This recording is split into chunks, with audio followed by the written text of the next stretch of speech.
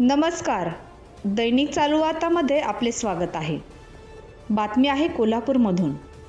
12वी परीक्षेत कमी गुण पडण्याची भीती, विद्यार्थ्याने नैराश्यात उचलले टोकाचे पाऊल.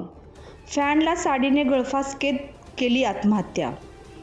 12वी परीक्षेत कमी गुण पडण्याच्या भीतीने विद्यार्थिनीने साडीने गळफास घेत जीवन संपवल्याची घटना समोर आली आहे. संचिता लक्ष्मण कडव, वय वर्ष 17, राहणार जुना वाशी नाका, असे आत्महत्या केलेल्या विद्यार्थिनीचे नाव आहे. मंगळवारी रात्री हा प्रकार उघडकीस आला.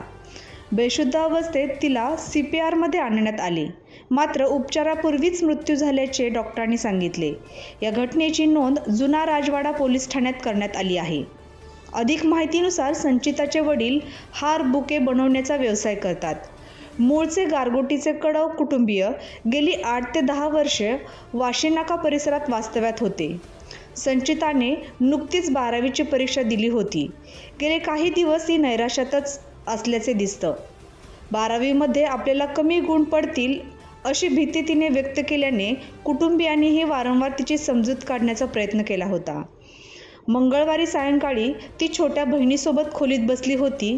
तिने छोट्या बहिणीला बाहेर घालून कडी लावून घेतली. बराच वेळ हाक देऊनही प्रतिसाद मिळत नसल्याने दरवाजा तोडून कुटुंबियांनी आत प्रवेश केला.